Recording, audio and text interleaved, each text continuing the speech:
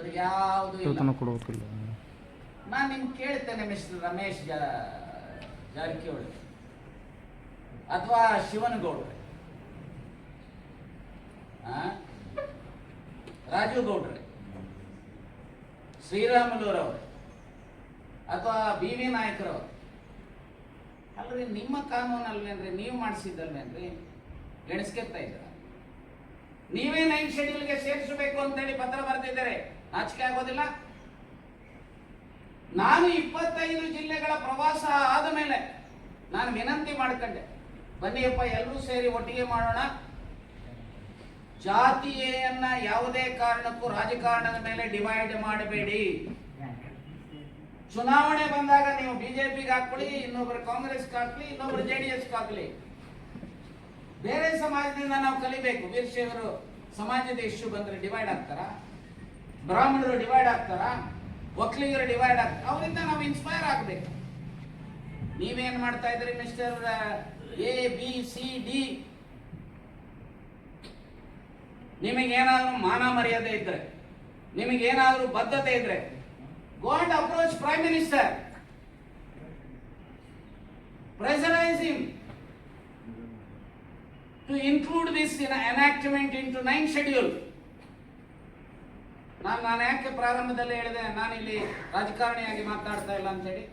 S, ಇದರಲ್ಲಿ ಬೇರೆ ಬೇರೆ ಪಕ್ಷಕ್ಕೆ ಸೇರಿರುವಂತವರಿಂದ ನಾನು ಒಂದೇ ಜಾತಿಗೂ ಸಹ ನಾನು ಮಾತನಾಡ್ತಾ ಇಲ್ಲ.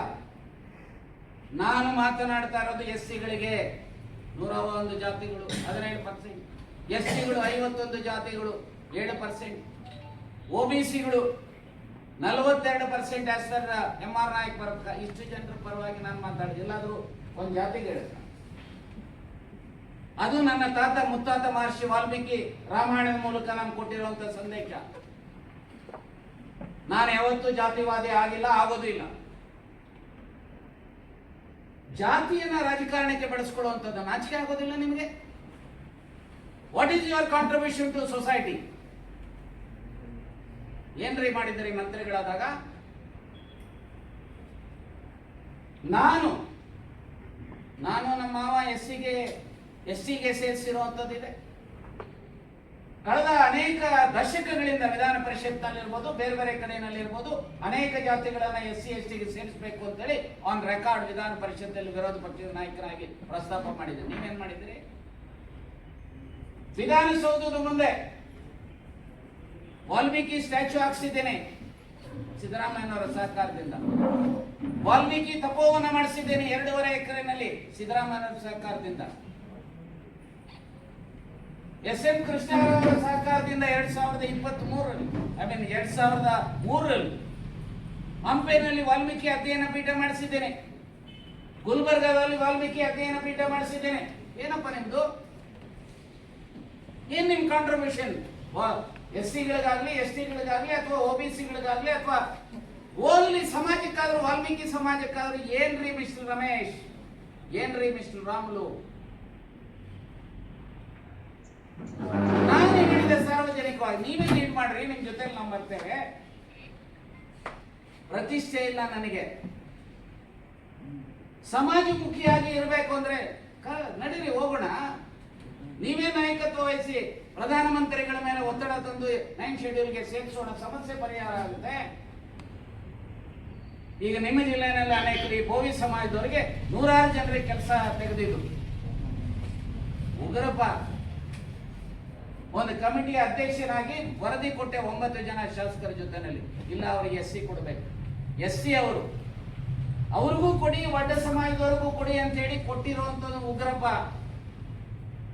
ಈ ರಾಜ್ಯದ ಎಲ್ಲ ಮಹಿಳೆಯರ ಪರವಾಗಿ ಅವರ ನೋವುಗಳನ್ನು ಅರ್ಥ ಮಾಡಿಕೊಂಡು ಸುಮಾರು 6,000 ಪುಟಗಳ ವರದಿ ಕೊಟ್ಟಿದ್ದೇನೆ. ಮಕ್ಕಳ ಮತ್ತು ಮಹಿಳೆಯರ ಮೇಲೆ ನಡೀತಾ ಇರ್ತಕ್ಕಂಥ ಶೋಷಣೆ ಇರ್ಬೋದು, ಅತ್ಯಾಚಾರ ಇರ್ಬೋದು, 11 ವಾಲ್ಯೂಮ್. ನೀವೇನ್ ಮಾಡಿದ್ರಿ? ಅಂಗನವಾಡಿನಲ್ಲಿ ನಡೀತಾ ಇದ್ದಂತ ವಿಚಾರಕ್ಕೆ ವರದಿ ಕೊಟ್ಟಿದ್ದೇನೆ. ಈಗ ಲಿಸ್ಟ್ ಮಾಡಿದ್ರೆ ಬಹಳ ದೊಡ್ಡದಾಗುತ್ತೆ, ನಾನು ಹೇಳಲಿಕ್ಕೆ ಹೋಗುದಿಲ್ಲ, ಇಷ್ಟೇ ಹೇಳ್ತೇನೆ. ಯಾರೋ ರಾಜಕೀಯ ಕಾರಣಕ್ಕೋಸ್ಕರ ಮಾಡೋದು ಶೋಭೆ. ಈಗಲೂ ಹೇಳ್ತೇನೆ, ನಿಮ್ಮ ಮೂಲಕ ಅವರನ್ನ ವಿನಂತಿ ಮಾಡ್ತೇನೆ, ನಿಮಗೇನಾದರೂ ಬದ್ಧತೆ ಇದ್ರೆ ಜಾತಿಯ ರಕ್ಷಣೆಗೆ ಅಥವಾ ಈ ವರ್ಗಗಳ ರಕ್ಷಣೆಗೆ ಕೆಲಸ ಮಾಡಿಯಪ್ಪ.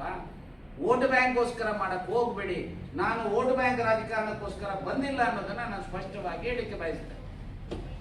ಸರ್, ಇನ್ನೊಂದು ವಿಷಯ ಹೇಳಿದ್ರೆ SC ST ಸರ್ಟಿಫಿಕೇಟ್ ಜಾಸ್ತಿ ಆಗಿದೆ ಬೀದರ್ನಲ್ಲಿ.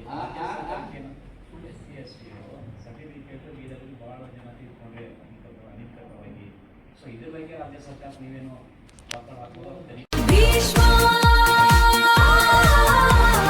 ಮಾಯೆಯ ಜಾಲ ಕ್ಷಣ ಕ್ಷಣದ ಮಾಹಿತಿ ನಗರದ ಹೃದಯ ಬಡಿತ ಬೆಳಗಿನ ವರದಿ ಸತ್ಯದ ಅಸ್ತ್ರ ಭೀಷ್ಮ ನ್ಯೂಸ್ ಕನ್ನಡ ಕ್ಷಣ ಕ್ಷಣದ ಸುದ್ದಿ 24/7 ಸತ್ಯದ ಅಸ್ತ್ರ ಭೀಷ್ಮ ನ್ಯೂಸ್ ಕನ್ನಡ ಕ್ಷಣ ಕ್ಷಣದ ಸುದ್ದಿ 24/7 ಭೀಷ್ಮ